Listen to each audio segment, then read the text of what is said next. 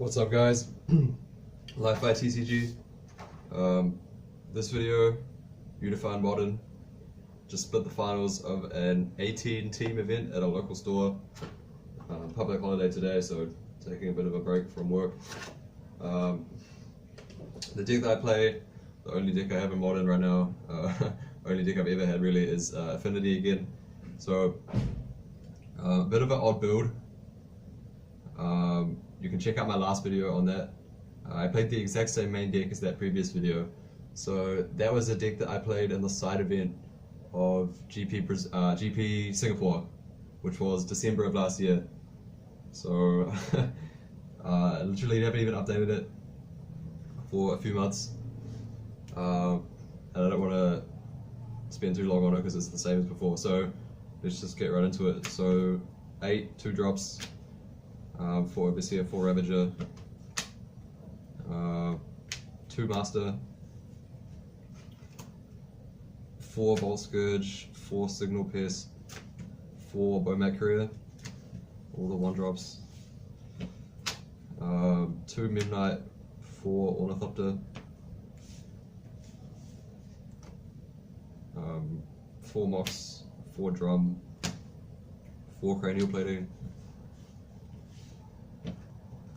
and then 4 Thoughtcast. So that's all the spells. No removal. No Galvanic Blast, no Welding Jar. Then Island, 3 Spire, 8 Manlands, and 4 Darksteel Citadel. So that's the deck, the main deck. It's exactly the same as what I played at GP Singapore, because I haven't played any Modern in the meantime, and I felt that this deck was pretty good coming off the back of that event that I played before. And like I said, I'll put the you can check out my video on talking about why I like Bomat Courier and the video report I did for that Singapore side event. I'll put both of those in the description. So my thoughts on this main deck right now, everything is really good. Good. Everything is really good, except for maybe these.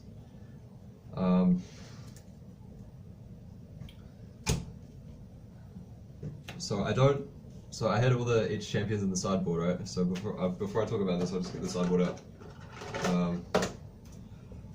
1 Spellskite, 2 Galvanic Blast, 2 Aether Grid, 1 Relic, 4 Etched Champion, 2 Ceremonious Rejection, and 3 Ancient Grudge. So I still think right now that having Etched Champion in the sideboard is fine. I don't think it's necessary in the main deck, especially when you have Thoughtcast to grind. And then Master is like also okay. Like, it wasn't bad, this didn't feel like as smooth as it could have been. Like, what I'd probably try in the future is just play a split of these, so like 2 Thoughtcast and 2 Galvanic Blast or something like that. Maybe just because it'll make it a bit less sort of clunky, I guess. But I'm not even confident on that. Like, obviously I did pretty well today, but I did face some like relatively easy matchups. So hang on, let me just see if I can find that table of matchups. So I beat Blue-White Boggles, I lost to Tron, and then I beat Burn, Blue-White Merfolk, Burn again, and Infect. So yeah, I didn't find the matchups too difficult. So my guy in seat A on humans, he lost the Mirror twice, and then he lost to Dredge, and then my guy in seat C also lost to Dredge. I'm glad that I didn't have to face Dredge, and I also got to face Burn twice and Merfolk once, which are pretty easy matchups. So, and the new addition to the sideboard is the Ceremonious Rejection. And I got this idea from an Alex, so I'm not entirely sure how to pronounce his last name correctly, you know, the famous Affinity player Alex Maglaton, maybe, you know what I mean. Yeah, so his idea was basically that like Tron has sort of got incrementally better over time with like Walking Ballista and Ulamog and stuff. So it's not really like the favored matchup that it used to be. So you just need something that like is a bit of extra help in that department. And I was pretty happy with this overall.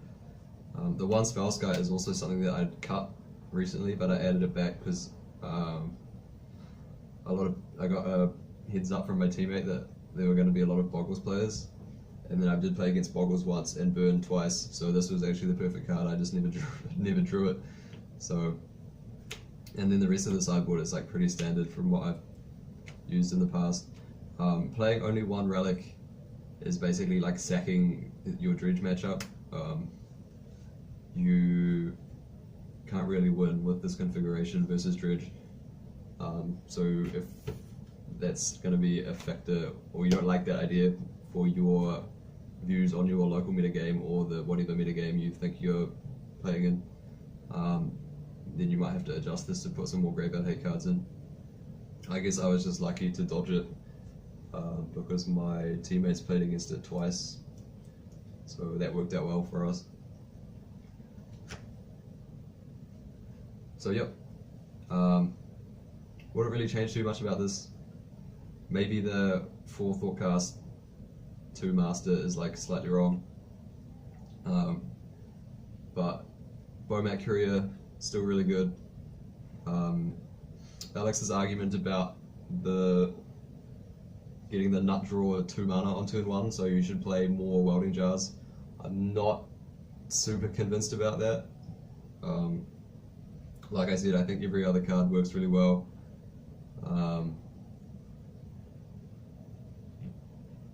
Except for these 6 slots feel like the flex slots. So maybe that actually is correct, like maybe to smooth this out, actually you want some number of like Welding Jars in here, and I guess they're pretty good with Bomat Courier as well. So I'd test that in the future, but you know, the Bomat Courier like performs really well every time. I really think it's like a staple card now. So if there's any main message I want to get across, it's that. So if you have any questions, any thoughts about this, so the MI of overall record on the day was 5-1. And Team Modern's really cool. This is the first team event I've ever played. Of course, my friends were at GP Sydney the other week and I couldn't make it over for that.